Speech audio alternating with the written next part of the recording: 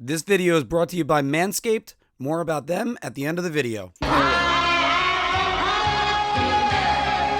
power. You underestimate my power.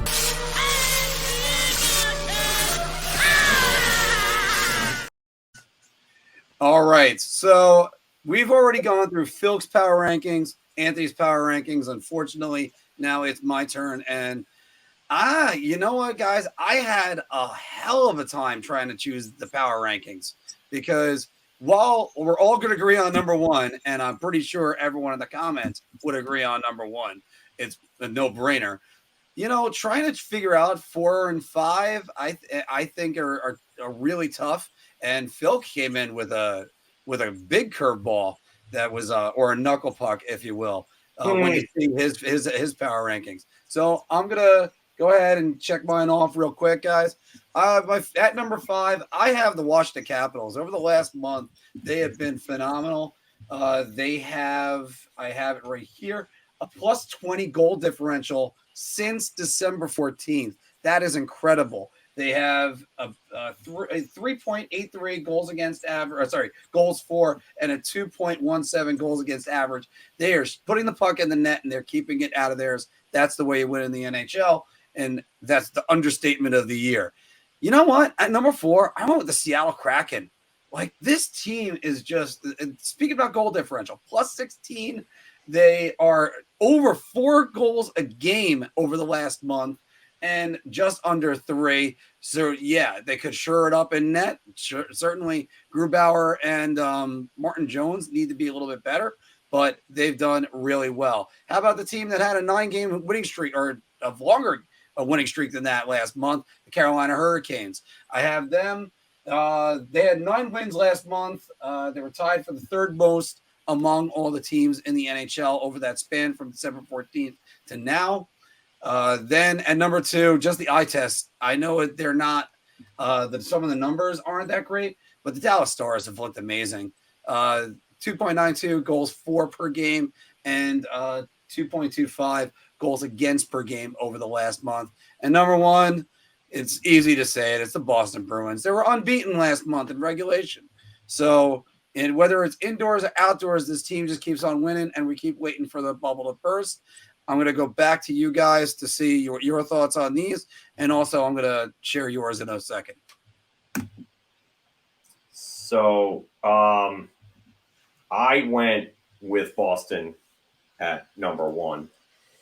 The curveball for everybody that Marc is really talking about is the Tampa Bay Lightning. In their last 20 games, they're actually 14-6, which is since December 1st. They played on December 1st. Their 20th game was last night. They're 14-6 in that time, and they've beaten some good teams. They only had like a couple of bad stinkers in there. I mean, you really just one that I think, or two that I think about. They lost 7-4 to Detroit on December 21st, and then they had the 5-1 loss to Minnesota on the 4th. But Brian Elliott was playing in net for both of those losses. They've only lost 2 games. They only lost 4 games with Vasilevsky in net in that time period. So that's really, really good. But they're starting to come around, and they're starting to show signs of being that real dangerous team again. And that's why I put them at number 2. And then, at number 3, I went with who did I put with that 3? I think it was Dallas. I got it right here. Dallas. So I put Dallas at 3, and then I love what they're doing. They're managing to win games without roping hints, which is actually really good. You're getting production up and down the lineup. Jason Robertson, even though he's cooled down a little bit from earlier on in the year, they're still winning games. And Jake Ottinger just looks so good in net. Not the early Norris favorite that he was in like October, November, but still really, really good numbers. He'll have him Norris Vezina rather. Yeah. I just caught myself saying that. Wow, the Vezina candidate that he was earlier on in the year. But yeah, so you're looking good with Dallas. After that, then I put Vegas because Vegas is just probably the most quiet team in the league right now. Just going about their thing, just beating opponents, doing so convincingly, just getting Jack Eichel back. And Jack Eichel's playing well. I know nobody wants to hear that name because we talked about it ad nauseum for how long? Hey, as long as there aren't trade rumors about him, I will talk about Jack Eichel any day. No, that saga's long over, obviously. But yeah, I think that you're getting Vegas is as close to a complete team in the league as there is. I just think that they're top to bottom. They're a really, really good team, and I think they're maybe one or two pieces away from really winning it all. And then Carolina's playing very well. They're the division leader for a reason. Jersey beat them last night, but still a really, really good team getting production up and down the line. And Brent Burns is starting to come on a little bit offensively, which is big for them. They just got Max Pacioretty back. Now they have another weapon. Like this team needed another weapon. Marty Necas is making the Rangers absolutely regret passing on him. That's. That goes without saying. Swiss Army knife. Yeah, and he's just playing at another level right now. Obviously, you have your Sebastian Ahos and Andrei Svechnikovs, and Seth Jarvis looks like he's taking another step in the right direction. But Carolina's a well-oiled machine too, and now you have Kochetkov in net. Even though he was not good against the Rangers, he's still been really good for Carolina all year. So Carolina is my 5. Anthony, you're 5. Well, in number 1, I have Sean. I have the Chicago Blackhawks because Sean Lafferty is going to bring the Blackhawks to the Stanley Cup playoffs. Sam Lafferty. Yeah, and what I say? Sean Lafferty. Oh, that's a Marc there, right there. That's a Marc. Yeah. When in doubt, just make up their first name. He's gonna bring the Blackhawks to the playoffs. So I have the Blackhawks at number 1. Number 2, I have the Coyotes because I think Nick Bjugstad is just an unbelievable player. He might win the Art Ross. He finally found home.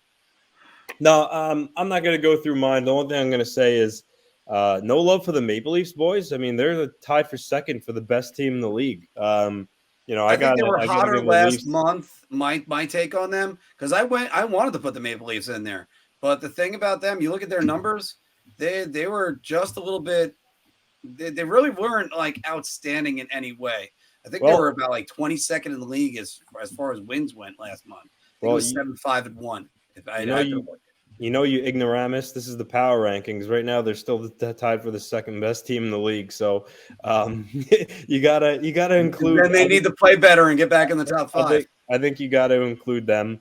And this is coming from a man who has no love lost with the Maple Leafs for millions of reasons. But yes. I'm going to give them their due. The only thing I'll say is, I mean, we've seen this story before. Come the playoffs, I think once again they're gonna fizzle out and heads are gonna roll in Toronto, or maybe they won't roll because it seems like there's no accountability for losing in the first round. No, but that's the only thing I want to mention because a lot of stuff will be regurgitated. And I guess the second thing I'll add, I have the Hurricanes in there too, but it's interesting to point this out. It wasn't maybe a week ago or the week before that when we did our show talking about goaltending. Kochetkov was second in the league at save percentage at the time with like 928, 929. The guy's fallen to a 914 save percentage. So the Hurricanes are still a top team, but I think they need him to be a little more consistent because the up and down of, from going from that number to 914, isn't going to help them, come playoff time or even still playing at the level they're playing at right now. I mean, hell, Antti Raanta had like back-to-back shutouts last week or a week and a half ago. So he's been carrying the load. But overall, still a really, really good team. And as Phil mentioned, they got Max Pacioretty back. So, they're scary good. Yeah, and you know what? This is so fluid with how things are going. Like, I mean, I think Seattle even beat the Toronto was it last week or the week before? They beat them over this last month. I remember that. Yeah, last week Seattle beat them 5-1. Right, and you know what? You're gonna get that's the thing about power rankings because they're so fluid. You just keep them going, and things will change. Eventually, the Boston Bruins will slide out of the number 1 spot. I have no idea when the hell that's happening, though.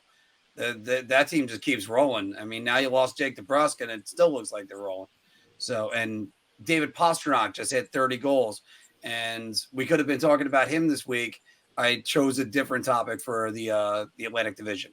So let's say hi to Chris T. Getting into a good old fashioned brouhaha with on Facebook, mixing it up. Guys, girls love a man that's well groomed. So check out Manscaped and their family of products. They have you covered from head to toe, from the lawnmower to the weed whacker, because you don't want to look like a fuzzball. Go to manscaped.com, put in promo code BAH for Big Apple Hockey to get 20% off and free shipping. Please like and subscribe to our channel. We have a lot of great hockey content and an entertaining interactive podcast. So check us out and our library of videos. Your ideas are intriguing to me, and I wish to subscribe to your newsletter.